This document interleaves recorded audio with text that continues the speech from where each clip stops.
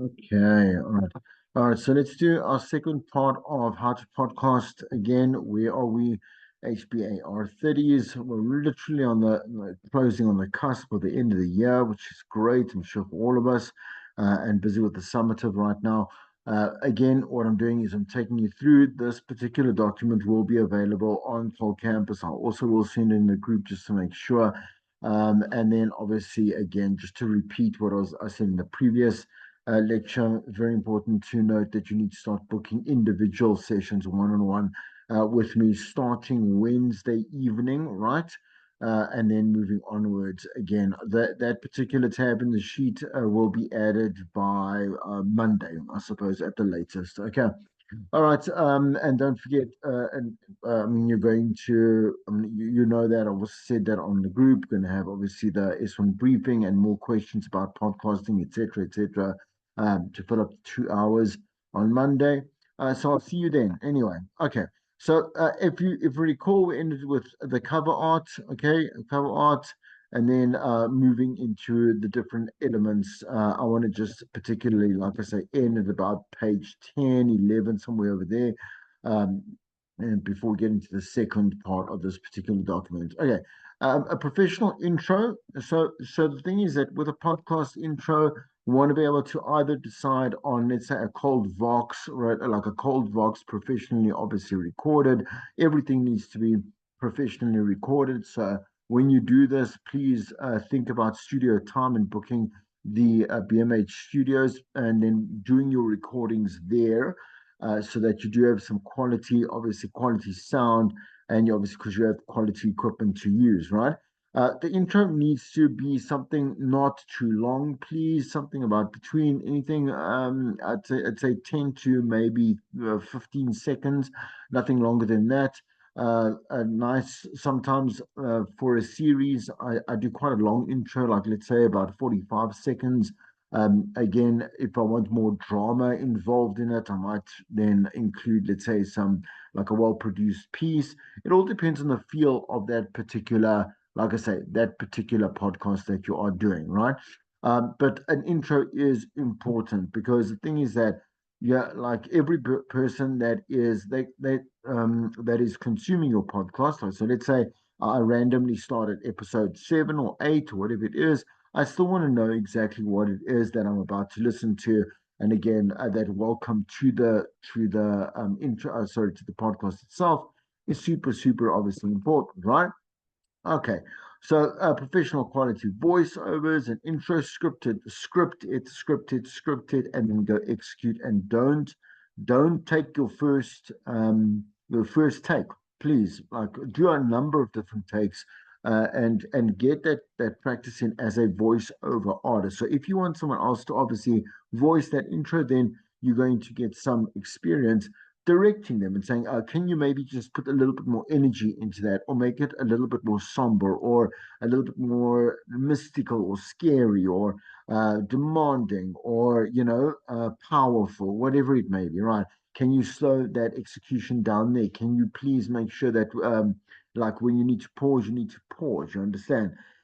Things like that. Very important also at some or other point, I would do this as part of a template. I would definitely include a directive to my socials, like towards the end. Normally, I'll do a closer as well, saying that thanks for listening or whatever it is. Don't forget to follow the podcast on Spotify, whatever it is, as is. But also go follow the socials at whatever it is that you want to use as some kind of housekeeping as well, right? Okay, good production makes for a very happy customer. Remember that particular intro is gonna put someone off. It's gonna just put someone off, or it's gonna put them on. So have a third party again. Have someone that has got skills in actually voice over execution, in voice artistry, right? To do that for you, so that you do get a nice little, like I say, a professional branding to that particular podcast itself, right? So then you're going to choose obviously intro music, make sure that the music also is very suited for the podcast itself. Don't make it random or whatever it is, or like it kind of techno based if it has nothing to do with partying or whatever it is. I don't know. I do know, but I don't know. You as an example, right? There obviously are links here to be able to go and choose some music. But ideally, you know what it is. Royalty-free music is what you must use. You mustn't go use something that's popular music. If you intend on monetizing this particular podcast, you're not allowed. You're not allowed to. Otherwise, you need to go and pay and pay and pay the particular artist that went to go and own the composer and this and that, whatever it may be. Right? It's not your it's not your music, so you may not use it to go and basically promote the brand in any kind of way. Be very careful of that. There's just endless amounts of free music that you can use, and you can use it throughout the podcast if you feel like you need some bed music, or let's say you're cutting away to like a Vox piece when you're going to go on location or whatever it may be. Depends on obviously the story that it is that you're trying to tell. You match the music, right? Okay. So with a microphone, I do understand getting a microphone is standard, right?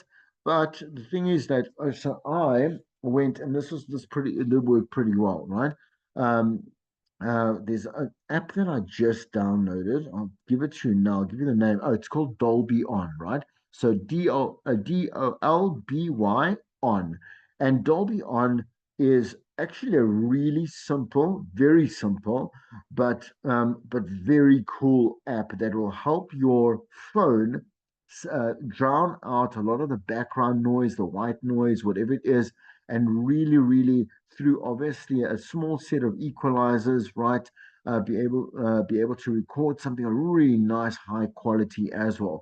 So again, that app now has changed my podcasting life. So I haven't used it just yet. What I'm planning to on using it is specifically for like I'm doing a Comic Con this weekend, and I really want to go and make sure that I get a lot of great audio pieces that I want to compile together, and predominantly also make it work together with my TikTok account, right? But that Dolby On is a great free app with no limitations that is a little bit more of an upgrade, right, to your normal voice recording app, right? And has a little bit more, like say, functionality. So there's obviously a ton of free applications that you can use, but what's really important is your mic technique, right? So, for example, so I've shown you my technique in terms of how it is that you do record. Make sure that you do a bit of a test recording before you start the actual recording on your phone to note where you shouldn't be speaking for it to be popping or distorting or whatever it is, and how you should be holding the actual phone across you and your guest, for example, to have a really nice, like it's a well recorded, again, no distortion, none of that type of thing, right? And also, like this is because it goes without saying, we are going to be marking this in terms of a professional product. So the moment that you decide that you're going to randomly now do this at your home, and you're going to allow for background noise, and you're not going to care for like a dog barking or all that type of stuff, like I'm going to mark you down. I can mark you down because that's not what we do in podcasting, right? If you have an environmental situation, so you contextualize it by environmentally. So let's say the podcast is supposed to be recorded outside or in someone's stoop, or like you walking to an event, whatever it is we mentioned before, for example, not hitchhiking, just hiking, right? Like the atmosphere is very important. Atmosphere is very important, but this being able to hear you and your guest is more and always will be more important than anything else that you do within the podcast itself. So for amateur broadcasters, like I said, broadcasters, podcasters like ourselves, whatever it is, the thing is, if you have a good story to tell and it is audible, right? Audible, very important, right?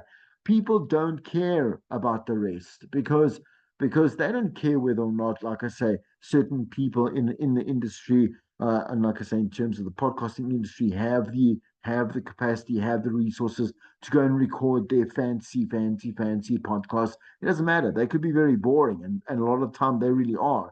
Like a lot of bells and whistles does not make the podcast. So what you need to make sure is that it's got good audio, right? It's nice and clear. It's not disruptive. It's not it's like I say again, the very basics of sound, like sound control, right? That you are doing that properly, and that you know how to do it properly. And the second thing is again to be able to tell something that is a good, interesting, and very cool, unique story, and then you are on the same grading as those, like I say, those fancy podcasts, whatever it may be, right? And that I can tell you for with certainty. One, I obviously have read about it many times before, and obviously I do that as well because I don't have the liberty of using a production, a podcasting studio. I don't want to spend that money. I don't see the need for it either. And because I can do it in another way, mine are predominantly shot on location for the excuse that you can actually use that ambience. It's in a kitchen, it's at a coffee shop, it's this or whatever it is. And so I make the podcast environment work for me, as opposed to having to go and spend. You're not going to get a mic that is going to be good for anything less than 2,000 Rand. If it's anything less, you can be guaranteed that the quality on that mic is going to be terrible. And that you don't need. If you're going to invest in your podcast so that it's a brand for you, it's a product for you, then yes, go and spend, like I say, 6, 7,000, 8,000 Rand on this equipment that you do need. I'm saying, if you are going to go that route. But if you are doing it as a byproduct, as a brand extension, I believe that you can easily find, like I say, with just a little bit of awareness, right? And a little bit of knowledge, testing, like I say, recon of certain places, making sure that you prepare very well for what it is that you are doing. Why not? You can record it. If we can, so in the same breath, for what I see, is if I can sit down with any old guest like I have done on radio that couldn't come in studio, and I had to go to their location and I record on my phone. What else did I record on? I record on my phone, or I recorded with a roaming mic, right? And it was acceptable, more than acceptable, for something that went out on air and was then repurposed as a podcast. Then why can't I do the same for the podcast itself? So please, like, let's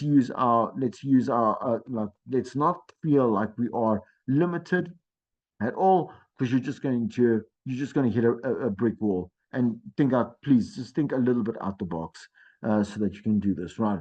All right, so your podcast guests need, very important, to not just interview any old random person, right? Because then why would you expect a listener to want to consume any old random boring irrelevant stuff? And once again, if you think of the long run, then you got to be preparing for the long run too. Get a guest that is going to be your number one choice for that particular episode that you're going to record and obviously produce and then obviously release, right? So, thinking ahead of this, so far, we now have obviously built a little bit of an exoskeleton to know exactly what the podcast is about. You built your profile as well fully on Iono, right? And now you're going to think of some of the, like I say, of the serialized content, so the content that is coming up in accordance to the stories that I want to tell, right? In accordance to my brand, specifically in accordance to my title that I've used to describe this particular podcast series that I'm busy working on. Right? Please, when you are choosing this guest, you must have a pre-interview with them. So you must see what they sound like. You must have conversations with them. You must make a lot of notes so you can go and adjust it. You must send them also pre-prep so that they are also enabled to go and then prepare for themselves as well. You don't want to surprise this guest and they sit there with ums and ahs and I don't really know, and they're pulling information out of the wrong areas of their body. You understand?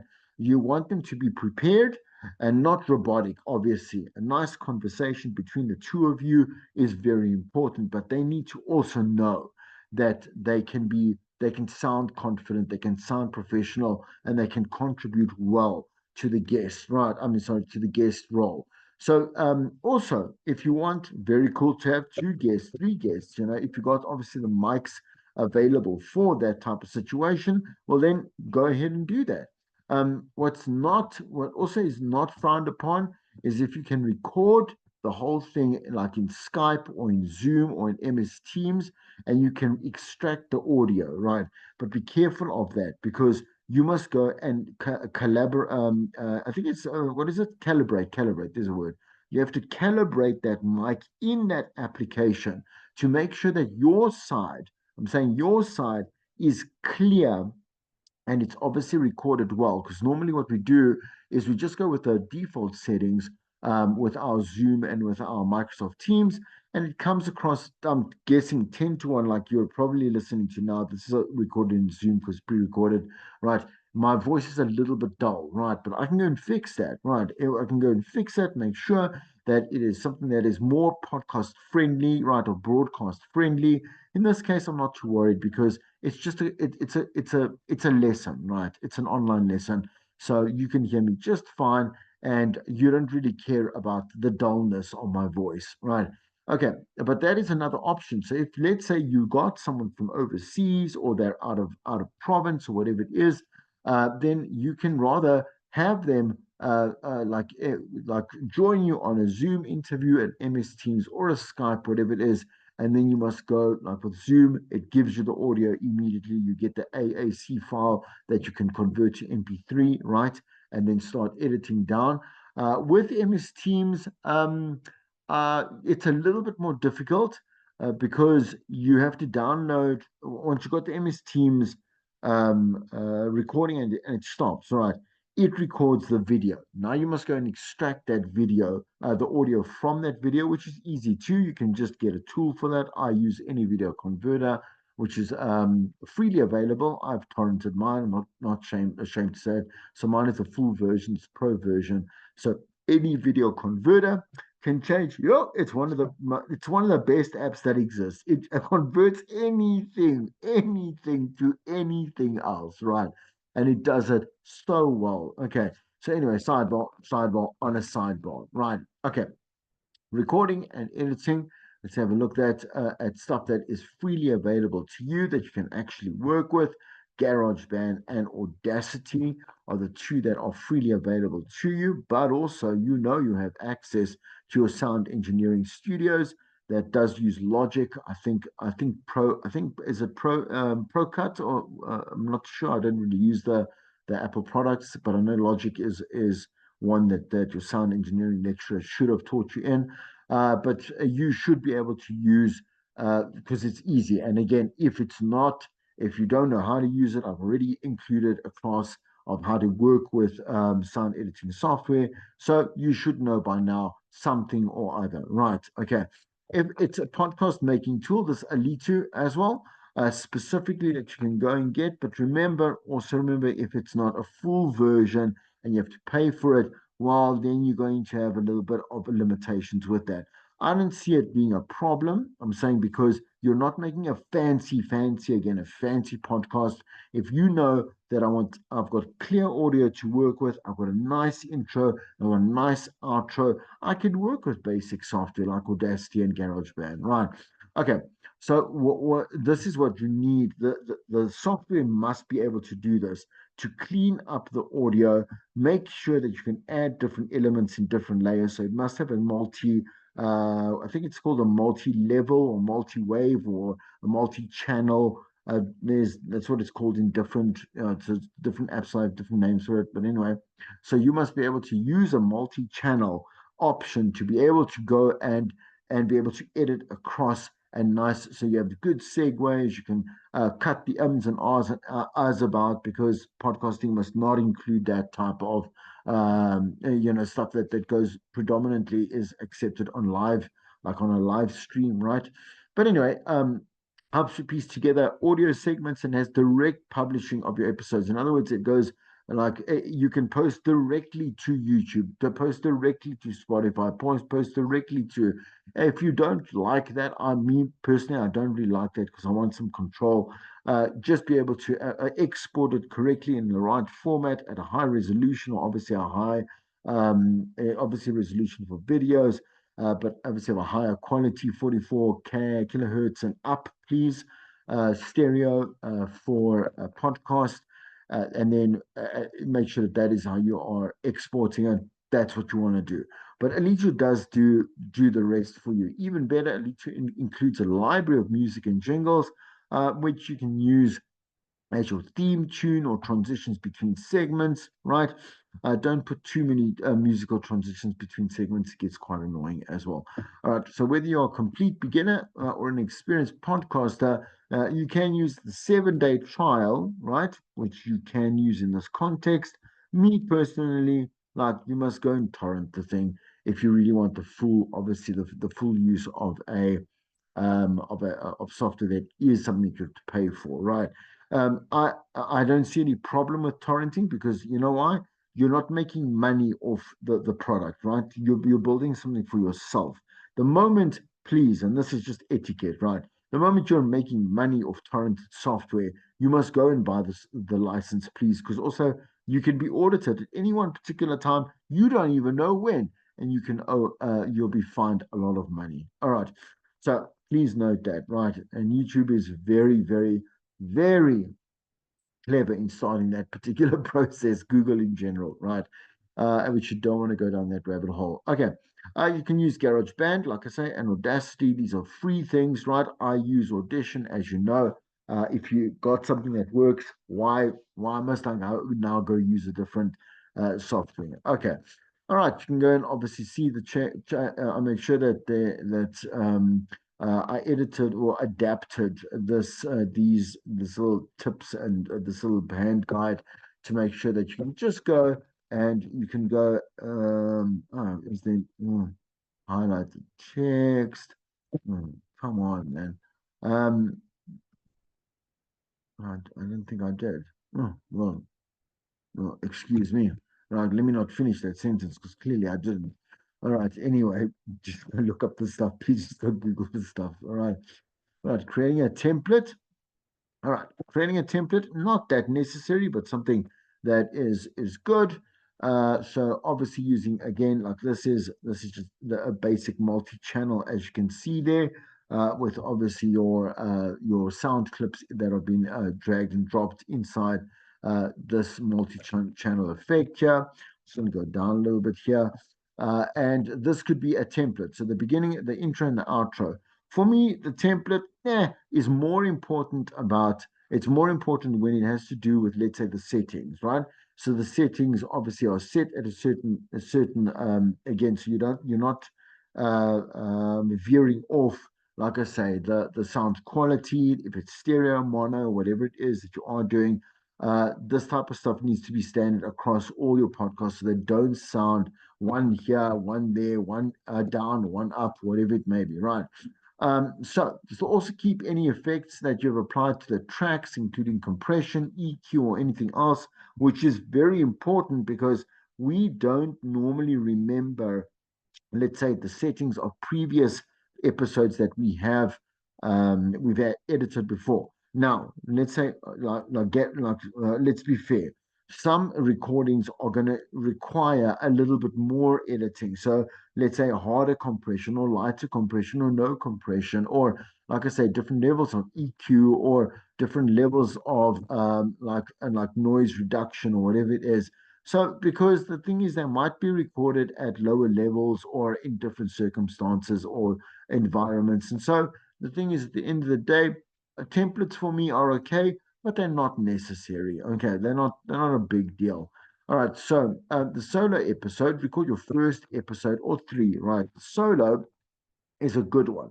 So what I would do, and I recommend, let me just pull this away so I can actually see what's going on. So what I would recommend is you do an intro podcast, like an intro. So when you go submit, you're going to actually submit two podcasts, right? The first one is a very short 3 minute podcast that tells everyone this is the introduction to this brand new series of mine. It's all about this. Thank you so much for listening. This is where you can follow me. This whatever it is, and let's get on with episode one, right? And then you will go and record and upload episode one. So there's an intro episode and there's an episode one episode, right? Okay, but the solo. So if you're recording a solo episode and you want to record an intro to an interview you did, simply select what you want to obviously record. Now, this is obviously in the software, right? Just press record. And if you have the right settings set to the right, obviously calibrations, you can record directly to your PC. But let's not be funny. Let's use the phone for the moment because the phone still is the best option in this case to give you like a really good like a really good quality recording anyway as it is. Okay, you can have multiple hosts, but just remember that, for example, in this particular, and you can always find similar functionality in all audio editing software, right? So if you have multiple hosts, you have to click track, configure track header, and click or check record that it is enabled. I'm not going to go further than that because it is quite specific. And then you can obviously make sure that the different mics that you have, it's going to have to, if you're going to use different mics and you have, let's say, money for podcasting equipment, they're going to have to all be attached to a bit of a hub. The hub will be attached to your PC and then obviously collaborated with or calibrated with your editing software. Okay. All right. So, what about a remote interview? So, many people use Skype, like I say, to record remote interviews. Again, the easiest way to actually record the audio is with, for example, call recorders for Skype, for Mac only, or Pamela for Windows. If you want better audio quality, then Skype or Zoom allow, or a way to have individual audio files for more than two people. Services like Iris are excellent, and they are designed for remote recording of podcasts. So you're not bound by these particular apps that are very generically popular, right? You can go and find many more apps that you can go and use that are going to allow you for a better recording quality, better recording experience, right? So you know the situation where we have very different levels for different people. When you do sit and you work through them and you're going to edit each one or you're going to edit it as a whole, whatever it is, and go and then apply effects, make sure that you're not having this soft and this loud, soft and loud, because your levels are all over the place and it doesn't sound good at all. The one could be experiencing white noise or a bad connection. You need to, when you start this, right, and you can hear it, I'm saying the actual recording, tell the person, listen here, is there another way that we can record this? Because it seems to be a problem on your side. Obviously, test and troubleshoot. So put your mic on silent to see whether the white noise is filtered out or not, or there's a bit of a buzz or whatever it may be. Like you need to say, like I need to stop here because like just recording something is not good enough, right? You have to record something that is going to sound great and again, high quality. All right. So there's also another template that you can, this over here is also just a bit of a template, as you may just see. We just go back. So outro music, post roll, intro music, pre roll, and then the guest, and then whatever it is that you can actually use. Again, for the moment, please just do the elements and use the software in its simpler form. Okay. Right, then you're going to edit this episode, right? You're going to edit the episode, and here are some basics that you need to remember when you are applying some effects, right? So one, select the track that you want to work with, right? So start with your voice. Click on an empty space in the plugins box and add compression by going to dynamics and compressor. That is, like I say, stock standard across all editing software. Right, here's some more like I say, they're universal applications. It's got to work nicely for you, right? Or universal settings, right? So then use the settings. Sometimes I'll add more gain, play around with them, and just click the power button next to the compressor plugin to easily compare, let's say, the two. Then you're going to add some EQ. Under EQ, you say channel EQ, and here are some settings, right? So 100 hertz, and then it's going to go to 2400, 160, and so on and so forth, right? Which of these do you actually go and pick, right?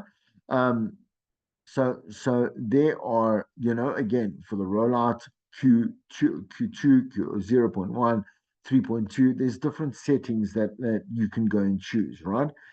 From. And so, for example, in this one, a compression threshold minus 16, right here, a ratio 2.3 to 1, attack 35, and gain a little bit more, obviously, on the application side, right? And then you come down. And if you follow these, like I say, just these easy settings around how it is that you would like to. So if you're going to start, like ideally, that's this guy's settings. So we're looking at, for me, we're sitting around, like I say, if it's hertz, not kilohertz, probably 48,000, 44,000. And then again, just checking again that decibels, and again, I'm not going to pretend like the Q.